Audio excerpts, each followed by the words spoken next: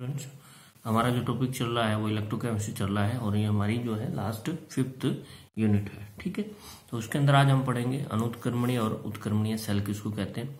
हमको पता है कि कोई भी विद्युत रासायनिक सेल जो होता है उसके अंदर रासायनिक ऊर्जा जो है वो किस में परिवर्तित होती है, विद्युत ऊर्जा में परिवर्तित होती है।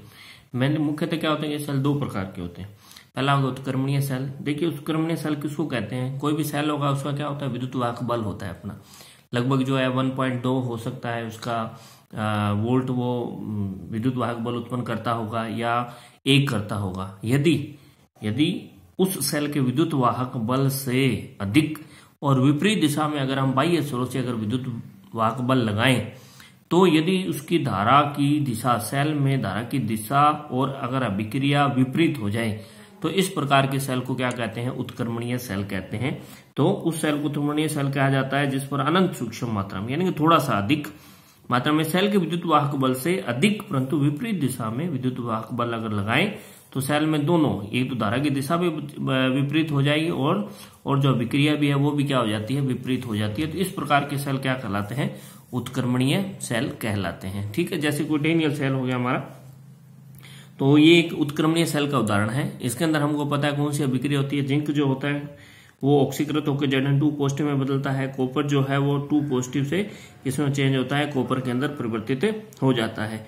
तो ये अभिक्रिया होती है। लेकिन अगर आपने बाह्य स्रोत ले लिया, बाह्य स्रोत में इससे यानी कि जितना भी सेल का विद्युत वाहक बल है इसका लगभग कितना होता है, इस सेल का जो विद्युत वाहक बल है वो ई जो सेल होता है वो 1.1 वोल्ट होता है।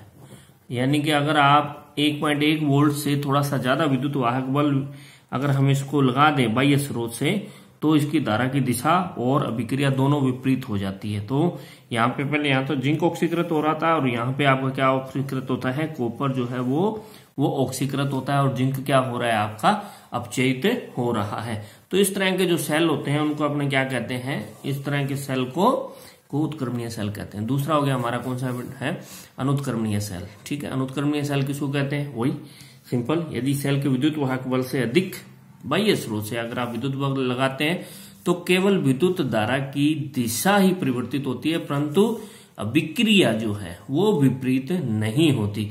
या तो इसमें अभिक्रिया विपरीत नहीं होगी या कोई भी नई सेल अभिक्रिया हो जाएगी। ठीक है, तो इसमें तो अभिक्रिया भी विपरीत होगी और धारा की दिशा भी बदल जाती है। लेकिन इसमें धारा की दिशा विपरीत होती है लेकिन अभिक्रिया विपरीत नहीं होती, कोई नई अभिक्रिया शुरू हो जाती है। तो इस तरह के जो आपके सेल होते हैं उनको अपने क्या कहते हैं, अनुत्क्रमणीय सेल कहा जाता है। उनको हम क्या कहते हैं, अनुत्क्रमणीय सेल कहते हैं। जैसे इसका एक सिंपल अपने एग्जाम्पल लेते हैं। कौन सा एग्जाम्पल लिया है हमने कि H2SO4 का कोई विलयन है।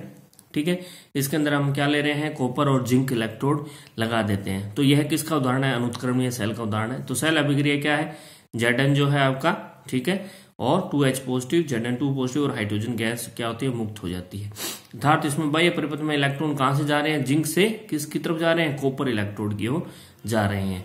अब इस सेल के विद्युत वाहक बल से अधिक विद्युत वाहक बल अगर आप बाह्य स्रोत से लगा दें तो केवल धारा की दिशा विपरीत होगी और नई सेल अभिक्रिया होगी। यहाँ तो क्या हो रहा है, जिंक ऑक्सीकृत होता है, यहाँ पे क्या होगा, कॉपर ऑक्सीकृत होकर कॉपर 2 पॉजिटिव बना देगा। तो इससे और ये अभिक्रिया दोनों क्या है, विपरीत अभिक्रिया है। मतलब ये अभिक्रिया अलग है और ये अभिक्रिया अलग है, अर्थात नई अभिक्रिया शुरू हो जाती है। तो इस तरह के सेल को क्या कहते हैं, अनुत्क्रमणीय सेल कहते हैं। अब होता है कोई भी सेल अगर आपका दिया हुआ है बेटा तो उसको अपने लिखते कैसे हैं, तो उसको लिखने के लिए क्या होता है, कुछ नियम बने होते हैं। तो सबसे पहले क्या है, विद्युत रासायनिक सेल को हम क्या है, संक्षिप्त में प्रतीकों के रूप में व्यक्त करते हैं। अब क्या करते हैं, धातुओं के इलेक्ट्रोड को सिरों पर लिखा जाता है, हमेशा इस साइड में या एंड पे, या तो शुरू जो स्टार्टिंग होगा वो उसमें मेटल इलेक्ट्रोड लिखना है और एंड में भी क्या लिखना है, मेटल इलेक्ट्रोड लिखना है। अब अगर उसकी कोई सक्रियता है, सांद्रता है, दाब है, उसको क्या करते हैं हम उसी अभिक्रिया में उसी सेल को रिप्रेजेंट करते हैं तो उसके बीच में लिख देते हैं। मैं आगे इसका एग्जाम्पल भी लूंगा। यदि धातु इलेक्ट्रोड अपने विलयन के सीधे संपर्क में है, ठीक है, तो इसको एक खड़ी रेखा के द्वारा प्रदर्शित किया जाता है। जैसे जिंक है, जिंक किसके अंदर है, ZnSO4 के अंदर सीधा संपर्क में है। यानी कि अगर अपने ये कहें कि जैसे ये जिंक हो गया, ये आपका ये जिंक की रोड हो गई और ये किसके सीधा संपर्क में है, किसके अंदर बेटा, ZnSO4 के सीधे संपर्क में है, तो इसको एक खड़ी लाइन के द्वारा इसको प्रदर्शित करते हैं। और मैंने ये यहाँ पे एक पॉइंट था हमारा था ना इसकी सक्रियता को, दाब को अपने क्या होते हैं ब्रैकेट के अंदर, इसी के साथ इसका क्या लिख देते हैं 1m। हमने क्या लिखा इसकी सांद्रता, जैसे 1n ब्रैकेट में इसके साथ ही लिख दी जाती है। ठीक है, तो ये तो एक तो हमारा हो गया दिए मैंने 3 नियम हो गए। अब चौथा क्या कहता है इसका, ये नियम क्या कहता है कि 2 विलयशील अगर आपके द्रव प्रावस्थाओं हैं, उनके मध्य अगर कोई जंक्शन हो तो उसको दर्शाने के लिए क्या लगा देते हैं, खड़ी और टूटी हुई लाइन इसके अंदर लगा दी जाती है। अब कहता है कि यदि एक ही प्रावस्था में एक से अधिक विलयशील पदार्थ हो तो उनके मध्य क्या लगा देते हैं, कोमा लगा देते हैं। और हमेशा ये इंपॉर्टेंट है कि ऑक्सीडेशन अर्थात एनोड को हमेशा बाईं ओर लिखा जाता है और कैथोड को हमेशा क्या लिखते हैं, दाईं ओर लिखते हैं। ये आपने याद रखना है।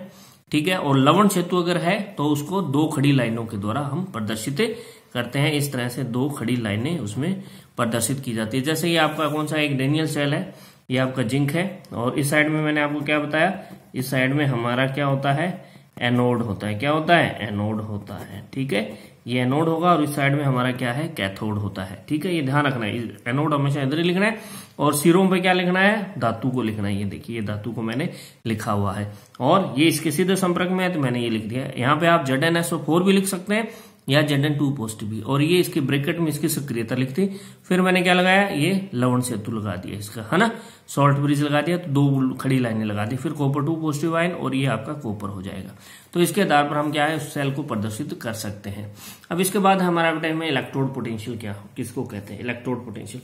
कोई भी सेल होता है ना, किसी भी इलेक्ट्रोड की इलेक्ट्रॉन त्यागने या ग्रहण करने की जो प्रवृत्ति होती है उसको क्या कहते हैं, हम इलेक्ट्रोड पोटेंशियल कहते हैं। तो सिंपल से ध्यान रखना है कि इलेक्ट्रोड पोटेंशियल कहते हैं किसको कहते हैं, किसी भी इलेक्ट्रोड के इलेक्ट्रॉन त्यागने या ग्रहण करने की जो प्रवृत्ति है उसको क्या कहते हैं, इलेक्ट्रोड पोटेंशियल कहते हैं। ये 2 प्रकार का है, या तो वो इलेक्ट्रॉन त्यागेगा या क्या करेगा, वो इलेक्ट्रॉन ग्रहण करेगा। यदि कोई इलेक्ट्रोड जो है वो क्या कर रहा है, इलेक्ट्रॉन त्यागता है, तो उसको क्या कहते हैं, ऑक्सीडेशन पोटेंशियल कहते हैं। जैसे हमारा जिंक है, जिंक किसमें चेंज हो गया, Zn2 पॉजिटिव में और प्लस 2 इलेक्ट्रॉन के अंदर चेंज हो गया। दूसरा हो गया रिडक्शन पोटेंशियल, यानी कि जब कोई इलेक्ट्रोड इलेक्ट्रॉन क्या करता है, ग्रहण करता है, तो उसे अपने क्या कहते हैं, रिडक्शन पोटेंशियल कहते हैं। जैसे कॉपर 2 पॉजिटिव है बेटा, 2 इलेक्ट्रॉन एक्सेप्ट किया और किसमें चेंज हो गया, ये आपका कॉपर के अंदर चेंज हो गया। ठीक है, अब होता है इसके अंदर ईएमएफ ऑफ द सेल। हमको ये पता है ईएमएफ ऑफ द सेल क्या है, या विद्युत वाहक बल सेल का, वो इसके बराबर होता है ई कैथोड माइनस एनोड। तो है क्या ये इलेक्ट्रोड विभव में अंतर है, किसके, एनोड और कैथोड के। तो किसी भी गैल्वेनिक सेल के सेल विभव का मान कैथोड और एनोड के इलेक्ट्रोड विभव के अंतर के बराबर होता है। यानी कि इन दोनों के एनोड और कैथोड के अंतर के बराबर जो होगा उसे क्या कहेंगे, विद्युत वाहक बल या ईएमएफ ऑफ द सेल कहते हैं। यदि दोनों अर्ध सेल में विद्युत अपघट्य 1m हो, यानी कि जो भी हमने विलयन लिया है वो कितनी सांद्रता का हो, 1 हो, तो 1 क्या होता है बेटा, स्पेसिफिक होता है ना, 1 क्या होता है, स्पेसिफिक होता है। अतः ईएमएफ का जो मान है उसको क्या कहते हैं, हम मानक कह देते हैं, स्टैंडर्ड कह देते हैं, अर्थात इसको ई नोट सेल के द्वारा अपने प्रदर्शित करते हैं। तो हमारा ये क्या हो जाएगा, इसके अंदर E nought cell is equal to E nought cathode minus E nought anode. तो संक्षेप में क्या कह सकते हैं, सेल के दोनों इलेक्ट्रोड के मध्य का विभवांतर, ठीक है, मध्य, दोनों इलेक्ट्रोड के मध्य का विभवांतर जब परिपथ से कोई धारा प्रवाहित न हो, ये इंपॉर्टेंट है कि जब परिपथ में कोई धारा प्रवाहित नहीं हो रही तो ईएमएफ सेल द्वारा दी गई ऊर्जा के क्या होता है बेटा, बराबर होता है। क्या होता है, ऊर्जा के ये बराबर होता है। ठीक है बराबर होता है जो यूनिट आवेश का सेल परिपथ में प्रवाह बनाने के लिए आवश्यक होता है। क्या होता है, जो उसको आवश्यक होता है। तो ईएमएफ इजिकल टू क्या हो गया, W/Q हो गया। क्या हो गया, W/Q के बराबर हो जाता है ये आपका। ठीक है, अब हमारा इसके अंदर एक इंपॉर्टेंट है और जनरली इसमें न्यूमेरिकल्स हमारे आते हैं। क्या है, सेल अभिक्रियाओं की उष्मा गतिकी में डेल्टा G, डेल्टा H और K की हमें क्या करनी है, गणना करनी है। ठीक है, तो डेल्टा G क्या होता है, मानक मुक्त ऊर्जा, है ना, क्या होती है, गिब्स फ्री एनर्जी बोलते हैं। तो यह होता क्या है, किसी सेल के विभव का मान उस अभिक्रिया के लिए मुक्त ऊर्जा में परिवर्तन के बराबर होता है। कितना होगा, जितना उसमें मुक्त ऊर्जा में परिवर्तन होगा। अतः तंत्र के द्वारा किया गया विद्युत कार्य उसमें मुक्त हुई ऊर्जा के बराबर होता है कि जितनी मुक्त ऊर्जा में परिवर्तन होगा वो तंत्र उतना ही कार्य करेगा। तो डेल्टा G किसके बराबर हो गया, W के बराबर हो गया। अगर डेल्टा G आपका मान क्या है बेटा, नेगेटिव है, यदि डेल्टा G का मान क्या है, नेगेटिव है ना, तो हम इसको क्या कहेंगे,